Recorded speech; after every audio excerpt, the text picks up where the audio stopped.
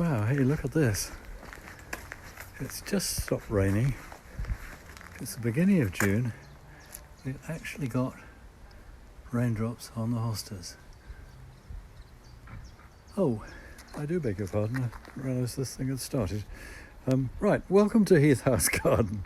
We're at the front of the house. It's Victorian and square, and so the front garden is pretty formal. As you can see, we're surrounded by catmint, which the bumblebees absolutely love, and perhaps one of the most interesting features here is the alignment of hedges, where we've got box, yew and holly hedges, and as you move around the perspective changes, and that's quite interesting all the year round. Let's move on from the formal area now. Not very fond of crunchy gravel, but there we go. And we're into grass and a less formal area. On my right is a wonderful Paul's Himalayan musk that just goes up and up and up. Here we are now, a little round lawn, edged with Nepeta, catmint again, and I'm going to go over to there. So here we are, and it's becoming more peaceful now, and hopefully you are too. There's some lovely flower combinations in these island beds, and they swing gently around.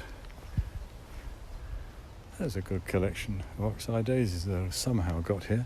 They're in the grass where the daffodils were, and I haven't quite finished trimming that off yet.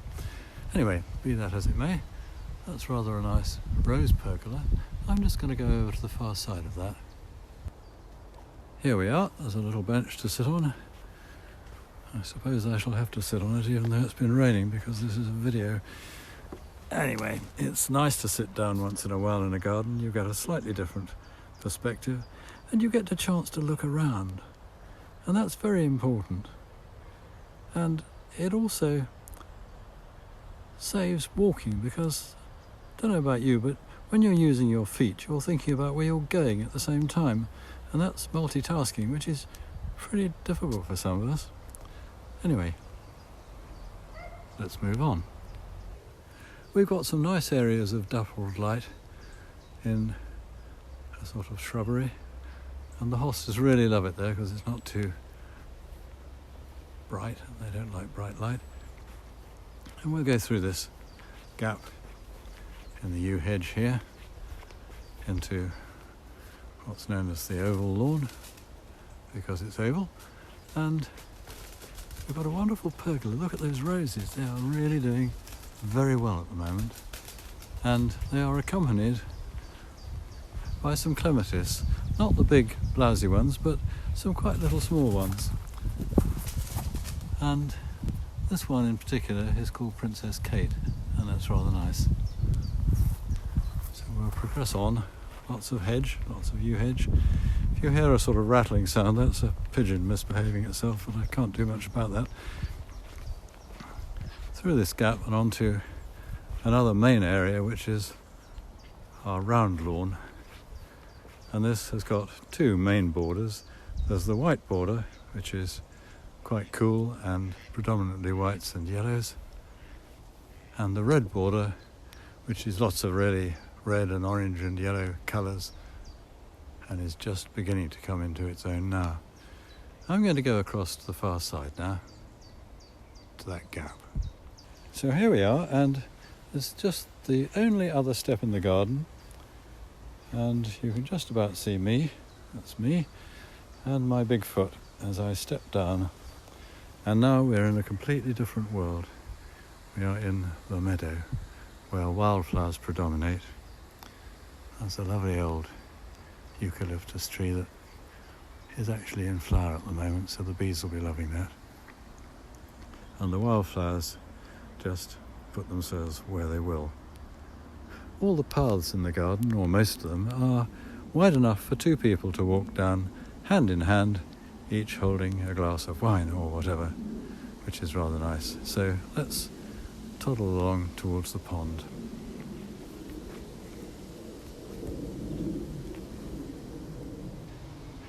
on our way. I mentioned levels earlier, and you really do need to get down and close to some of these things. That, for example, is a spider's web. We've got masses of these this year in the grass. Goodness knows what they catch and eat. And they're all glistening with the new fall rain. And we've got yellow rattle and some bird's foot trefoil. Over here, if you can see it, is lady's bedstraw, which is very nice. And onto the pond, those of you who've been here before will remember the concrete crocodile. And round the corner here, something new. Now these are orchids. They are Blatilla striata. And again, we had to get down on the ground really to take a good look at these. And just look at that, isn't it beautiful? Not very big flowers, but absolutely beautiful. And the light through the leaves. And they're called striata because the leaves are sort of corrugated. Right, I'm going to turn this off while I try and get up again. It's wet grass too. Right, we're just round the other side of the pond now, and the looming presence of Gunnera manicata. And I'm going to walk along the northern boundary of the pond now. There are some nice grasses along here, and a little bridge. Oh, do beg your pardon, didn't see them. Never mind. And look at this cluster.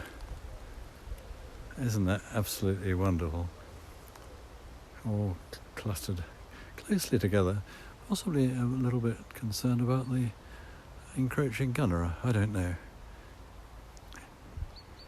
If we turn round though, we've got another stretch of wildflower meadow. There are a mass of white oxeye daisies there at the moment.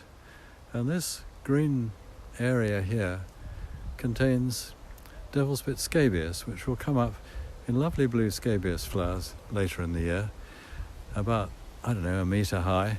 And the bumblebees love that, and they just dangle on it like pole vaulters. But the main point of interest at the moment, and again we need to get down close to the ground, things I do for art.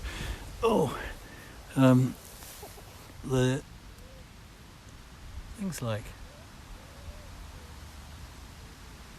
clover, and here a marsh orchid, and that's really quite special. I think I love those. There are a whole mass of them here at the moment out. You need to be very close to them. You actually need to be here to see them, I think, because it just doesn't seem to come well on film. But there they are. Right, we're up at the top of the meadow now, and this view you may recognise from the still photograph in the National Garden Scheme Yellow Book. I think it makes us look rather grand. I keep looking at it and wondering whose garden it is, but there we are. And there are lots of things that are nice about this meadow. There are poplars that just twinkle in the sunlight, and a lot of movement, and it's totally surrounded by oak trees, so it's really relatively sheltered. You may hear a bit of funny noise as the wind catches the microphone. It makes funny fluffing noises sometimes. I'm sorry about that. That's the way it goes, but it's nice to have a bit of movement for you. So let's go back. So we're wandering back, and through the meadow we do cut very narrow paths actually, simply that you can wander around in a sort of random manner and get closer to some of the wildflowers. There's a mass of those spiders' webs here. I don't know if you can see them. Absolutely coated this year. And they're glistening in the sun. And just following the rain is Alchemilla mollis, which is absolutely lovely with the raindrops on it. It's helpful if you're a small child and you can go around about 2 or 3 feet above the ground. You see an awful lot of things there that us adults miss. Here we are, back up the step, and let's take a look at the red border from the other end, because things look different coming to going. And we've got some marigolds some massive great alliums, Christopheri. What else have we got? Ligularia, which has got lovely undersized to the leaves, just beautiful colours, and a mass of Ostromeria in all sorts of different shades and colours.